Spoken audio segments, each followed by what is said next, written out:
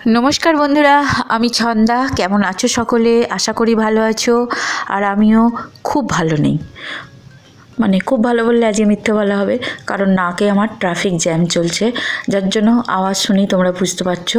তাই আমি একটু কম ভালো আছি। আশা করছি তোমরা বেশি ভালো আছো। তো যাই হোক বন্ধুরা, আজকের ব্লগটা শুরু করলাম সকালবেলার এই গরম গরম চা দিয়ে, যেটা শীতের সকালে একেবারে অপূর্ণ থাকে শীতের সকালটা আর কি। তো গরম গরম চাটা বানিয়ে নিলাম। বাসি কাজ তো করেই ফেলেছি, ঠাকুরের সেবাও দিয়ে দিয়েছি। তো আজকে হচ্ছে শনিবার, বেলা এখন 8টার মতো বাজে। অনেকক্ষণই উঠেছি, বাসি কাজ বাজ করে ফেলেছি, ঠাকুরের সেবাও তো দিয়েছি। বললাম এবারে একটু চা খেয়ে নেবো, তারপরে শুরু করব সকালের টিফিন। তো শনিবার সেহেতু চাপ নেই অতটা, কারণ টিফিন বানাবার তাড়া নেই। আর ছেলেরা যে স্কুলে যাবে না, তাই জন্য আর কি ধীরে সুস্থেই করছি। তো চা খেয়ে তারপরেই ব্রেকফাস্ট বানাবো। তো আজকে ইচ্ছা আছে একটু পেঁপে আলুর তরকারি করব। তো এটা ওটা অনেক দিন করা হচ্ছে, পেঁপেটা করাই হলো না কদিন, তাই জন্য ভাবলাম আজকে একটু পেঁপে দিয়ে আলু দিয়েই তরকারি করব। যদিও ছোলাটা ফুরিয়ে গেছে, ছোলাটা দিলে তো কিন্তু ভালোই হতো। তো যাই হোক, আজকে ছোলা ছাড়াই পেঁপে আলুর তরকারি হবে। আর শুনতে পাচ্ছ বা বুঝতে পারছো কিনা জানি না, নাকে প্রচুর পরিমাণে ট্রাফিক জ্যাম, জানি না কবে কাটবে। তো যাই হোক, আর দেখো বিস্কিটের প্যাকেটটাও কেটে ঢেলে নিলাম, কারণ আমার বড়মশাই এত টেস্টি টেস্টি বিস্কুট আনছে যে দুদিনের মধ্যেই এক প্যাকেট করে বিস্কিট ফুরিয়ে যাচ্ছে। কি আর করা যাবে। তো দেখো এখানে রান্না বসিয়ে দেখছি যে তেলের জায়গাটা আমি ব্যবহার করি সেটাতে তেল নেই, আবার তেল ঢেলে নিলাম একটু। তো তেলটা ঢেলে নিয়েই বসিয়ে দিলাম তরকারিটা।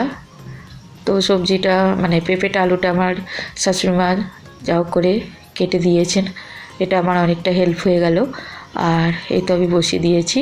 আর মশলা একটু করে রেখেছি, যার জন্য এখন অসুবিধা হচ্ছে। আদা জিরে কাঁচা লঙ্কা একসাথে পেস্ট করে রেখেছি, রসুন আলাদা পেস্ট করে রেখেছি, যার জন্য সকালবেলাটা কী বলো তো বন্ধুরা, একটু কাটা বাটাটা থাকলে রান্নাটা করতে অতটা চাপ হয় না, আর তাড়াতাড়িও হয়ে যায়। তো এই তো কিছুই নয়, ফোড়নে একটু কাঁচা লঙ্কা, শুকনো লঙ্কা দিলে ভালো হতো, তো শুকনো লঙ্কাটাও ফুরিয়ে গেছে। তো সপ্তাহের বাজারটা এবার করতে হবে, টুকিটাকি জিনিস ফুরিয়েও গেছে অনেক। তাই হোক, কাঁচা লঙ্কা আর ওই 5 ফোড়ন আর তেজপাতা দিয়ে পেঁপে আলুটাকে একটু ভেজে নিলাম, ওরই মধ্যে একটু আদা জিরে কাঁচা লঙ্কার পেস্ট দিয়ে ভালো করে নেড়ে চেড়ে ভেজে লবণ চিনি স্বাদ অনুযায়ী দিয়ে জল ঢেলে দিলাম। বাস এবার ফুটতে দিলাম, হয়ে গেল আমার পেঁপের তরকারি সকালবেলা। একদম হেলদি ব্রেকফাস্ট।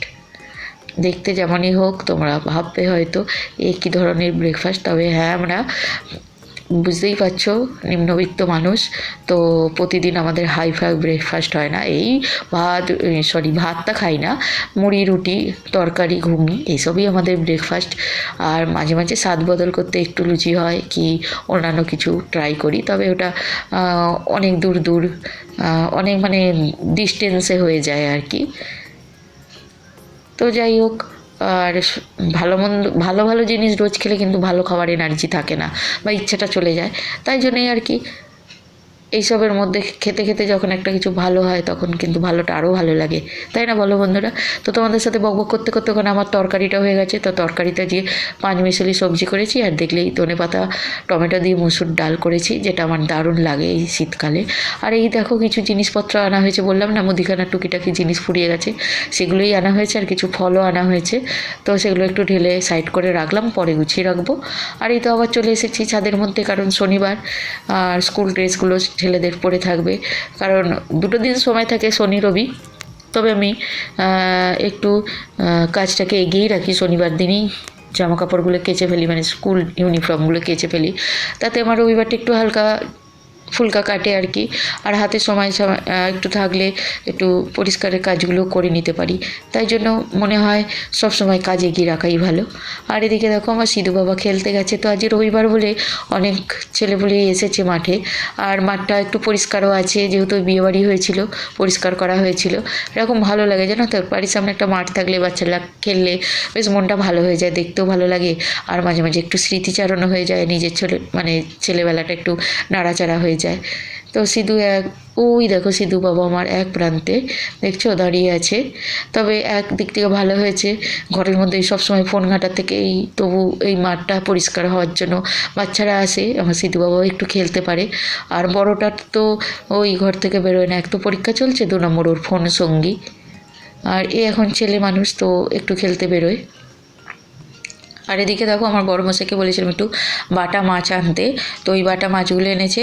আর ছেলেরা ওই এত ছোট মাছ খাবে কি খাবে না তার জন্য একটু ওই কাতলা মাছও এনেছে। তো যাই হোক ওই মাছটা আজকে, কাতলাটা আজকে আর কিছু করব না। তো একটু মনে মনে আইডিয়া করলাম যে এত ছোট মাছ তো ওরা এমনি খাবে না, তার জন্য একটু টেস্টি করে একটু ফ্রাই করে ফেলবো ওই বেসন টেসন দিয়ে। তো মাথায় তৎক্ষণাৎ এলো। তো এই ভিডিওটা বন্ধুরা আমি শর্ট ভিডিওতে আপলোড করেছি, তোমরা যদি পারো দেখে নিতে পারো। সত্যি বলছি বন্ধুরা, আমিও প্রথমবার এই বাটা মাছের এভাবে ফ্রাইটা করলাম বেসন দিয়ে, বেশ ভালোই লাগলো। নাহলে এমনি গরম গরম গরম শুধুই খাই ভাজা, কিন্তু ওই ছেলেদের জন্য করতে গিয়ে সবাই আমরা খেলাম। আর মুসুর ডাল দিয়ে আর এই বাটা মাছ দিয়ে খেতে যা লাগছিল না তোমাদের কি বলবো। কিছুই না, বেসনের মধ্যে একটু আদা রসুনের পেস্ট, একটু কালো জিরে, লবণ, হলুদ গুঁড়ো, লঙ্কা গুঁড়ো, তারপরে বাড়িতে একটু চাট মশলা থাকলে দিতে পারো, মিট মশলা থাকলে দিতে পারো, দিয়ে ভালো করে মৌরি গুঁড়ো দিয়েছিলাম, জিরে গুঁড়োটা ছিল না, তবে আদা জিরে একসাথে বাটা ছিল সেই পেস্টটাই দিয়েছিলাম। তবে মৌরি গুঁড়োটা দিলে বা গোটা মৌরি দিলে একটু ফ্লেভারটা অন্যরকম হয়, জানো তো বন্ধুরা। তো দিয়ে দেখবে, আমি তো দিয়েছিলাম, দারুণ লাগছিল কিন্তু। আর আমার শাশুড়িমা মাছ ভক্ত ছিল না, কিন্তু শরীর খারাপের পর থেকে উনি একটু মাছটা পছন্দ করছেন, তো এই ফ্রাইটা করেছিলাম, ভালোই খেয়েছেন। তো সকলেই আমরা ভালোই খেয়েছি, ছেলেদেরও মানে খাবে কি খাবে না টেনশন ছিল, তো ওরাও ভালো খেয়েছে, সবাই মিলে আমরা সুন্দরভাবেই খেয়েছি আর কি। তো বন্ধুরা আজকের মতো ব্লগটা তাহলে এখানেই শেষ করলাম। যদি তোমাদের আজকের ব্লগটা একটু ভালো লাগে প্লিজ বন্ধুরা একটা লাইক কমেন্ট করে দিও। আর তোমরা প্রচুর কিপ্টে জানো তো, একটাও লাইক করছো না, কমেন্টও করছো না। প্লিজ দিল খুলে একটু লাইক কমেন্ট করো, চ্যানেলটা সাবস্ক্রাইব করে দিও। আর সত্যি বলছি, আমিও দিল খুলে তোমাদের জন্য ভগবানের কাছে প্রে করব।